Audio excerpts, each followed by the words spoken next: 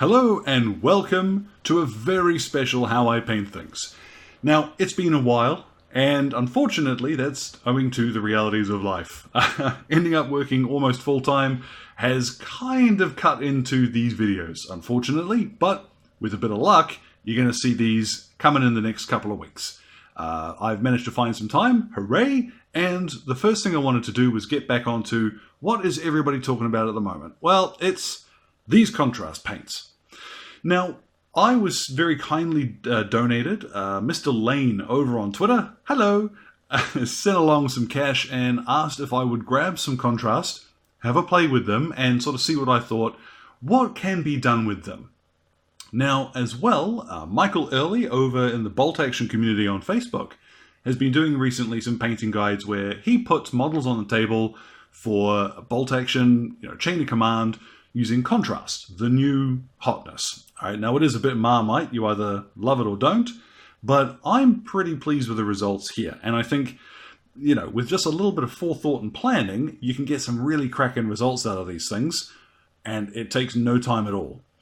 This fella, if I count the time it spent sort of humming and hawing over which colour I wanted to use, he took me probably 15 minutes.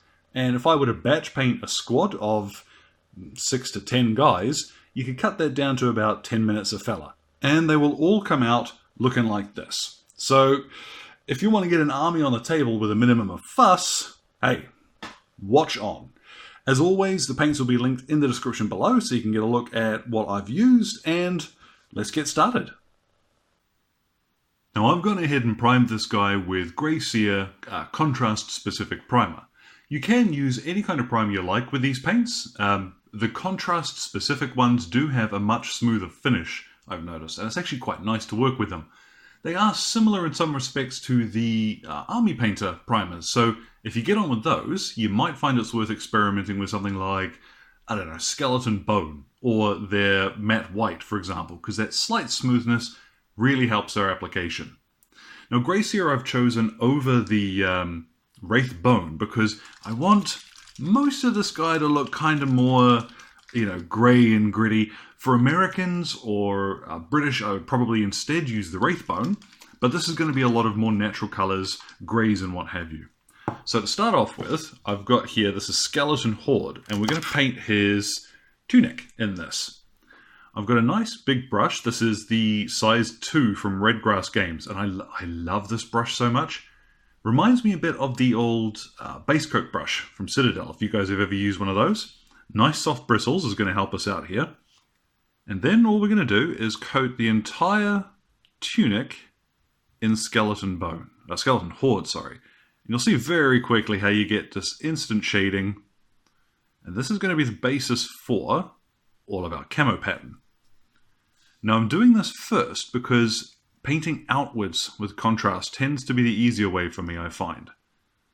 So let's just go around now and then give that about 5-10 minutes to dry once I've got all of that the beige I want. Now once that's dried, you'll see it actually goes pretty close to the Vallejo German camo beige, but with a little bit of shading to it. So that's quite cool. I like how that comes out. What I've got now, this is Creed Camo. I've got a smaller brush. I've got my medium layer brush from Citadel here. What I'm going to do is just paint some little triangles. I don't need this to be perfect. I'm just kind of trying to ape the general style of Zeltbahn. So I'm going to paint a very vague, it's not really a triangle there, but then a bit of a flick just to get some random patterns. Now when it comes to the belt, the Y belt on his back and what have you, don't worry too much if you do get paint on that, because when we come to paint over the top of that, the contrast color we're going to use, oh my goodness, that covers really well. So all you're doing now is just putting in some of your camo pattern using Creed Camo. And you can tell it's been a while since I've recorded because my hands are all over the show for this, so sorry guys if you're missing out on some of the excellent detail that I'm painting here. But as you can see, this is really just picking places you want to be green and go for it. Now you might see here what I've done is to basically paint either triangles, splotches or little X shapes that are then filled in randomly. You can use a visual guide if you want to get a more accurate looking camo, but we're really just going for what's going to work. I've got now Wildwood, and this is going to be our third camo color, and this will really finish it off. What I'm going to do, just a little bit on my medium layer brush still, and we'll just pick some areas. Just quickly check on my thumbnail there how much I'm going to leave behind. And we'll just pick a couple of areas to darken down with our third camo color. And this is a little bit easier, I think, than the those first blotches, because you find it easier, I think, to fill in some of those areas. So take your time now, and again, my hands are wandering. Go around, and anywhere that you want to fill in some of this brown, knock yourself out. Break up that camo pattern as much as you can. And then once that's dry, you'll see we've actually got a fairly passable camo pattern.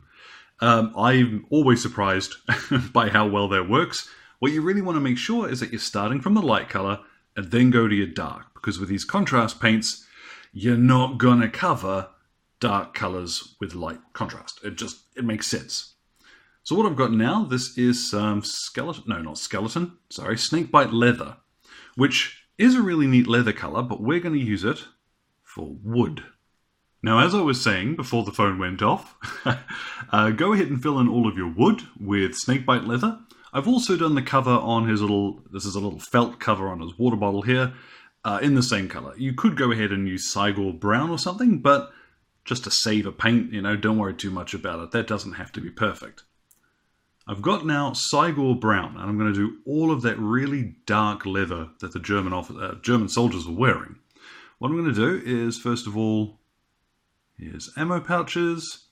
This is a little difficult to get onto the camera here, but the wire belt, and you'll see the coverage on this particular contrast paint is bonkers. This is almost like a very thin paint rather than one of the wash style things. But that's why when it comes to doing the camo pattern, you don't have to worry about where you're putting the colors, because you're going to cover over it just fine with Cygor brown. You see? Now, when it comes to his belt, inevitably you're going to get some on, his bread bag here, on some of his other tools. Don't worry too much, because it is inevitable, and what we're going to do is finish that up, fix that with just a little bit of the primer color again in just a moment. Now, same too, I'm going to do his boots in this really dark leather color. I love Cygor brown. You may want to do yours in just straight black, but that is entirely up to you. I think this looks a little more accurate. Now, we're actually getting into the home stretch here. I've got here a little bit of Gracia from the pot. This is the base paint, and just a little bit of water in my brush to make sure it doesn't stay too klodgy. And I'm just going to go over any of the little whoops moments, because we are going to cover over equipment and what have you, parts of his uniform in a minute. And I want these to make sure that they are the same Gracia primer as the rest of the model was. So just take a moment. You will find that this doesn't cover perfectly, and in some areas you are just going to want to go back and do another coat of this. So take your time. This is probably the most time-consuming part of the model, to be perfectly honest. So let's just smooth out those little whoops moments. And then here comes an optional step. Now, some folks like the look of the flesh tones over Gracia. I don't. I really think you're going to be much improved by using a little bit of Rathbone on your skin areas first. The benefit in this case is that they will cover very well over Gracia. So really just one quick coat to add a little bit of warmth when we go ahead and put on the skin tones. So let's just fill those in quickly. And then, to nobody's great surprise, we're going to use a little bit of Guilliman flesh over that Rathbone. Now, like I mentioned, this will work perfectly well over the Gracia, but as a matter of personal preference, I think it looks better over Rathbone. So, up to you. If you do want to save some time, of course, you can just go ahead and put it straight over the Gracia primer. I do suggest, when you're assembling these plastic miniatures, you're going to have about 800 spare heads. It'll take you no time at all to prime one of them up in Gracia and, go ahead and test that skin tone, see if you like the look of that. Now, just a quick note, when I did his tunic to begin with, I should have done his little gaiters in Skeleton Horde at the same time. So you can see I've touched those in now. What we're going to do now is the jacket, the uniform itself. And this is where painting Germans is always a mission, because what is Feldgrau? In this instance, what I'm going to use is 2 parts Basilicanum Grey. I've got a big old brush for this, so I want to make sure I'm getting a fair bit out. So 1, and then a second. Rinse my brush off, and then 1 part Creed Camo. And this is quite a dark green, but once it's mixed in, we will go ahead and grab our size 2 brush again and start applying this to his uniform. So let's start up here. You'll see it's quite green going on, but that will dry off a little bit. So let's go around now and fill in all of his uniform in this grey-green mix. Now that is not a bad looking Feldgrau at all. I'm quite pleased with how that's turned out. When I did go ahead the first time, I let it dry for a couple of minutes, and then I put another thin coat, because I still had some wet stuff, over the top to darken it down a little bit. So that's like a coat and a half of my Feldgrau mix. I would suggest, if you're going to mix this up at home, if you want to err on the side of caution, too much grey is going to look better than too much green. But, of course, you know, you can mix and match until you get the look of what you like. Now what I'm going to do is I've got Militarum Green here, and back to one of my smaller brushes, we're just going to fill in those canvas bits of webbing on his back here. If you like the beige look, it's not strictly accurate, but you can go ahead and use something like Agaros Dunes.